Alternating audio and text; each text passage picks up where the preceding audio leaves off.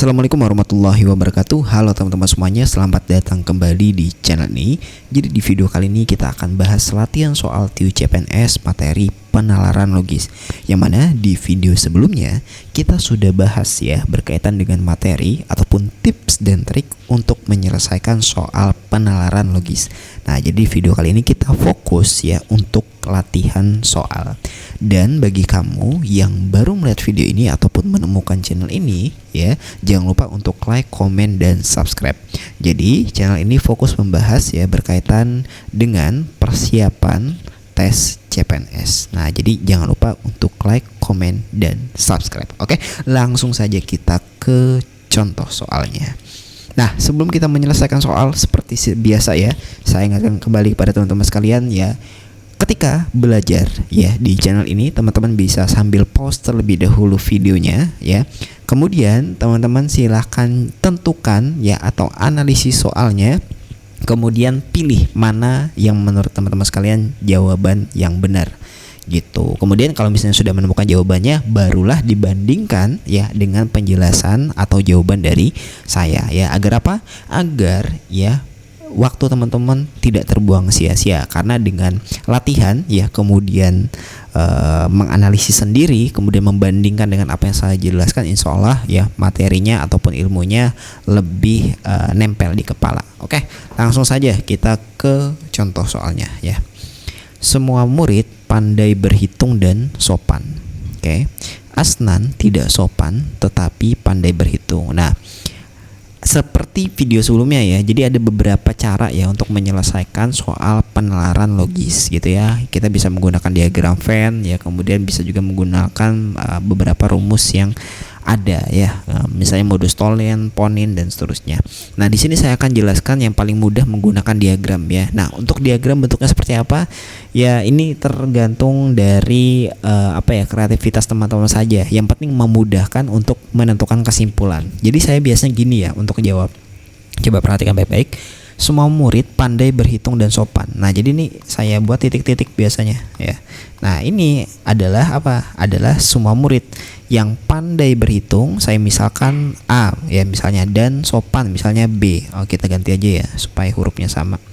Nah, pandai berhitung berartinya B, sopan itu artinya S, berartinya B plus S. Jadi semua murid yang ada di dalam sini ya, itu artinya dia memiliki apa? Kepandaian berhitung dan sopan. Nah, kemudian di premis kedua dikatakan bahwa Asnan tidak sopan ya. Nah, siswa tadi kan dia harus apa? Harus pandai berhitung dan sopan. Asnan tidak sopan. Ya, padahal semua murid kan harus apa? Pandai berhitung dan sopan, tapi Asnan tidak sopan. Artinya Asnan itu tidak masuk ke dalam lingkaran ini. Dia di luar gitu. Nah, bedanya ya, si Asnan itu pandai tetapi pandai berhitung, berarti dia ada simbol B-nya di sini. Gitu. Nah, dari sini saja kelihatan bahwa si Asnan itu dia apa? Dia bukanlah murid ya, bukanlah siswa, tetapi dia pandai berhitung. Coba kita lihat mana opsi yang bersesuaian. Asnan adalah seorang murid yang pandai berhitung. Tentu saja tidak ya, dia bukan murid. Asnan adalah seorang murid yang tidak sopan. Tentu saja tidak ya, karena kalau misalnya dia ingin jadi murid kan harus apa tadi syaratnya? Harus pandai berhitung dan sopan. Ada dua syaratnya. Asnan adalah seorang murid yang pandai berhitung dan tidak sopan. Lagi-lagi salah ya, dia bukan murid. Yang D, Asnan adalah bukan seorang murid. Oke, tepat. Meskipun pandai berhitung. Nah, ini memenuhi dua syarat tadi, bahwa Asnan adalah bukan seorang murid ya, karena dia posisinya di luar lingkaran. Meskipun pandai berhitung, ternyata memang dia pandai berhitung. Berarti yang D benar. Yang E, Asnan adalah bukan seorang murid yang sopan ya. Nah, tapi tidak dijelaskan pandai berhitungnya ya. Jadi yang lebih tepat itu adalah jawaban yang D. Jadi kita ambil kesimpulan opsi D adalah jawaban yang tepat. Nah, seperti itu. Oke, bagaimana teman-teman sekalian? Ya, apakah jawabannya benar atau benar? Ya, insya Allah benar ya. Lanjut lagi ke soal berikutnya. Jika premis pertamanya, jika Lutfi lulus kuliah kurang dari atau sama dengan 4 tahun, maka ia akan diterima ya bekerja sebagai karyawan perusahaan Bonafit. Ya, jika Lutfi bekerja sebagai karyawan perusahaan Bonafit, maka gaji pertamanya akan digunakan untuk sedekah. Oke. sebenarnya kita bisa gunakan ya rumus jika maka, jika P maka Q, jika Q maka R. Tapi ada cara yang lebih cepat, hanya saja konsepnya sama ya, kita ambil dari rumus ini. Nah, caranya gimana? Lihat kalimat ya yang sama. Yang sama seperti apa? Jika Lutfi lulus kuliah, ya benar, lulus kuliah kurang dari atau sama dengan 4 tahun, maka ia akan diterima bekerja sebagai karyawan perusahaan Bonafit. Nah, ini sama dengan kalimat berikut. Jika Lutfi bekerja sebagai karyawan perusahaan Bonafit, kan diulang ya. Jadi ini kita coret aja nih. Nah, ini kita coret. Yang di atas ini juga kita coret. Ya. Nah, gitu. Biasanya yang dicoret itu adalah setelah kata maka atau setelah kata jika, gitu ya. Nah, artinya di sini tersisa kalimat berikut ya. Jika Lutfi lulus kuliah kurang dari atau sama dengan 4 tahun ya, maka gaji pertamanya akan digunakan untuk sedekah ya. Kemudian di premis terakhir ketiga, gaji pertama Lutfi tidak digunakan untuk sedekah. Nah, ini dicoret nih. Nah, tapi ada kata apa? Kata negatif di sini. Gaji pertama Lutfi tidak digunakan untuk sedekah ya. Jadi kita coret gaji pertamanya akan digunakan untuk sedekah, kita coret. Hanya saja ada kata negatifnya. Nah, jadi kata negatifnya kita gunakan untuk kesimpulan. Artinya ya, Lutfi ini tidak lulus kuliah kurang dari atau sama dengan 4 tahun ya. Saya ulangi, Lutfi tidak lulus kuliah kurang dari atau sama dengan 4 tahun. Artinya dia itu lulus kuliah lebih dari ya 4 tahun. Kan gitu kesimpulannya, kebalikannya kan gitu. Nah, kita lihat yang mana yang bersesuaian. Yang A, Lutfi menyelesaikan studinya kurang dari 4 tahun, tentu saja tidak ya. Dia lebih ya, lebih dari 4 tahun. Lutfi menyelesaikan studinya lebih dari 4 tahun. Nah, ini tepat ya, tepat sekali. Yang C, Lutfi bekerja di perusahaan Bonafit, tentu tidak. Lutfi menyelesaikan studinya tepat 4 tahun, tentu saja tidak ya. Ingat ya, di sini kita gunakan negasi atau kata tidak. Jadi Lutfi tidak lulus kuliah kurang dari atau sama dengan 4 tahun. Jadi kalau sama dengan 4 tahun itu keliru ya. Jadi tidak sama dengan 4 tahun. Nah, itu yang tepat. Lutfi bekerja sambil sedekah, tentu saja tidak ya. Jadi jawabannya adalah yang B. Oke, seperti itu. Bagaimana kawan-kawan sekalian? Jawabannya benar atau benar? Ya. Lanjut ya ke soal berikutnya. Jika Anda ini teman-teman ingat cara nomor 2 ya. Jadi nanti untuk soal-soal berikutnya kita tetap menggunakan cara di soal nomor 2 tadi. Gitu. Ada kalimat yang sama, langsung saja kita coret ya. Jika Anda ingin menjadi seorang cendekiawan, maka lanjutkanlah pendidikan hingga ke perguruan tinggi. Jika Anda melanjutkan pendidikan hingga ke perguruan tinggi, nah itu kan diulang ya. Jadi lanjutkanlah pendidikan hingga ke perguruan tinggi, diulang lagi. Anda melanjutkan pendidikan hingga ke perguruan tinggi, maka merantaulah ke kota pelajar Yogyakarta. Nah, jadi bisa kita tarik kesimpulan gini. Jika Anda itu ya kita nih yang sedang baca. Berarti semua orang yang sedang membaca, semua orang yang sedang membaca teks ini ya, maksudnya itu. Jika Anda ingin menjadi seorang cendekiawan ya, maka merantaulah ke kota pelajar Yogyakarta. Itu kesimpulannya. Nah, sekarang kita coba cari kesimpulan yang sesuai di opsi jawabannya. Yang pertama, A. Semua orang yang melanjutkan pendidikan hingga ke perguruan tinggi harus merantau ke kota pelajar Yogyakarta. Tentu saja tidak ya. Harusnya yang ingin ya menjadi seorang cendekiawan ya, bukan orang yang melanjutkan pendidikan. Tentu saja keliru. Yang B, Yogyakarta adalah sebenar-benarnya kota pelajar yang membuatmu menjadi seorang cendekiawan. Ya oke. Maka coba bersesuaian atau tidak ya? Jika Anda ingin menjadi seorang cendekiawan, maka merantaulah ke kota pelajar. Ya. Ini dibalik ya. Nah, dibalik. Nah, tentu saja teman-teman perhatikan baik-baik ya. Jika P maka Q itu beda ya dengan jika Q maka P. Jadi tidak boleh kita sembarangan bolak-baliknya. Nah, di sini yang harus disebutkan terlebih dahulu itu adalah apa? Jika Anda ingin menjadi seorang cendekiawan, maka ya merantaulah ke kota pelajar. Jadi nggak bisa dibalik ya. Jika merantau ke kota pelajar, Anda adalah seorang cendekiawan. Nggak bisa ya dibalik seperti itu. Jadi yang B jelas-jelas keliru ya, karena tidak bersesuaian dengan aturan yang ada ya. Yang C, sebagian orang yang merantau ke kota pelajar Yogyakarta belum tentu menjadi seorang cendekiawan. Oke, nah ini juga kebalik ya. Harusnya yang dibahas apa? Cendekiawannya dulu ya. Keliru juga yang C. Yang D, tidak semua orang ingin menjadi cendekiawan. Oke, ada kata negatifnya ya. Padahal di soalnya tadi tidak ada kata negatif, sedangkan yang di opsi D itu ada kata negatif. Tentunya tidak bisa kita pakai ya. Karena ingat ya, di materi sebelumnya kata negatif digunakan kalau misalnya di premisnya juga ada kata negatif. Nah, gitu. Di sini tadi premisnya tidak menggunakan kata negatif. Jadi kesimpulannya juga tidak menggunakan kata negatif. Harusnya seperti itu. Yang E, sisa yang E sekarang. Semua orang yang ingin menjadi seorang cendekiawan, oke, benar ya. Itu adalah pernyataan pertamanya. Merantau ke kota pelajar Yogyakarta. Nah, ini adalah jawabannya tepat. Tapi kenapa ini tepat, ya kan? Padahal ada kata semuanya. Nah, perhatikan baik-baik. Jika Anda, ya Anda itu maksudnya apa? Anda itu adalah kita yang sedang membaca teks. Semua orang yang membaca teks, gitu ya. Oleh karena itu bisa ya diganti menggunakan kata semua orang ya. Jadi semua orang yang ingin menjadi seorang cendekiawan merantau ke kota pelajar Yogyakarta, gitu. Jadi jawabannya adalah yang E. Oke, langsung ke soal berikutnya. Oke. Premis pertamanya adalah jika Anda ingin dihargai oleh orang lain, maka hargailah diri sendiri.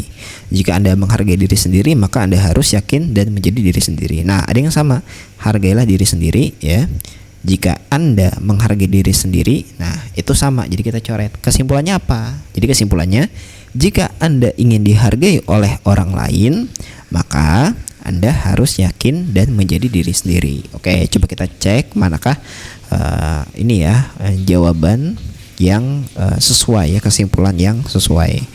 Yang pertama A, sebagian orang yang yakin dan menjadi diri sendiri. Oke, yang menjadi diri sendiri tadi kan dicoret ya. Oh enggak ya, di akhir ya. Nah itu di akhir, harusnya di akhir bukan di awal. Jadi yang A jelas keliru ya. Ingat ya, nggak boleh dibolak-balik. Jika P maka Q itu tidak sama dengan jika Q maka R gitu ya. Yang B, semua orang yang ingin dihargai oleh orang lain, oke, bersesuaian, harus yakin, benar ya, harus yakin dan menjadi dirinya sendiri. Nah, yang B ini sangat-sangat bersesuaian ya. Sama dengan soal sebelumnya ya, kita ganti dengan kata semua ya. Karena apa, di premisnya itu kan dikatakan jika Anda itu adalah semua orang yang sedang membaca teks ini gitu. Jadi bisa kita ganti dengan kata semua orang. Yang C, D, dan E tidak perlu kita periksa ya, karena kita sudah tahu dengan tepat jawabannya adalah yang B. Oke, lanjut lagi ke soal berikutnya. Oke, tetap semangat teman-teman ya. Masih ada beberapa soal lagi. Ini premis pertama, jika Anda ingin berlibur ke luar negeri, maka menabunglah secara rutin. Agar Anda dapat menabung secara rutin, nah itu kan diulang. Menabung secara rutin, agar Anda dapat menabung secara rutin, diulang, maka berhematlah dalam belanja. Nah, kesimpulannya apa? Jika Anda ingin berlibur ke luar negeri, maka berhematlah dalam belanja. Nah, mana yang bersesuaian? Kita cek dari yang A. Menabung hanya dilakukan jika Anda ingin berlibur ke luar negeri. Ya, tidak. Padahal tidak ada sama sekali ya berkaitan menabung tadi kan sudah kita coret ya. Nah, jadi yang A keliru karena masih ada kata menabung. Yang B ya keliru juga, masih ada kata menabung ya. Yang C berlibur, oke, boleh. Berlibur ke luar negeri ya. Ini sesuai dengan kalimat di atas ini. Membutuhkan uang yang banyak. Oke, sama sekali tidak ada dikaitkan dengan uang yang banyak di sini ya. Jadi yang C jelas keliru ya, tidak bersesuaian dengan premis yang ada. Yang D, agar dapat berlibur ke luar negeri. Oke, ada ya, agar dapat berlibur ke luar negeri, maka berhematlah dalam belanja. Nah, ini sesuai ini ya. Kita checklist dulu. Yang E kita cek lagi. Berhematlah dalam belanja. Nah, ini kebalik ya. Harusnya apa? Yang harusnya ditulis adalah jika Anda ingin berlibur ke luar negeri. Jadi teks ini dulu yang harus ditulis, barulah nanti berhemat dalam belanja. Nah, jadi yang E keliru, sehingga jawabannya tepat adalah agar dapat berlibur ke luar negeri, maka berhematlah dalam belanja. Jawabannya adalah yang D. Nah, bagaimana teman-teman? Jawabannya benar atau benar ya? Insya Allah benar ya. Lanjut lagi ke soal berikutnya. Nah, ini soal berikutnya. Oke. Premis pertama, Didi ya memperoleh penghargaan di kantornya karena menjadi karyawan berprestasi. Setiap karyawan yang berprestasi membawa hal-hal positif pada kantornya. Nih, yang sama ini ya. menjadi karyawan berprestasi, setiap karyawan berprestasi. Oke. Nah, di sini bukan menggunakan kata Anda lagi ya. Kalau Anda itu bisa, misalnya Anda apa titik ya. Berarti nanti kesimpulannya bisa diubah menjadi semua gitu. Nah, di sini spesifik bukan Andi, Didi yang dibahas ya. Didi, jadi kesimpulannya Didi memperoleh penghargaan di kantornya karena ya membawa hal-hal positif pada kantornya. Nah, kita cari yang bersesuaian. Lihat dulu dari opsi yang A.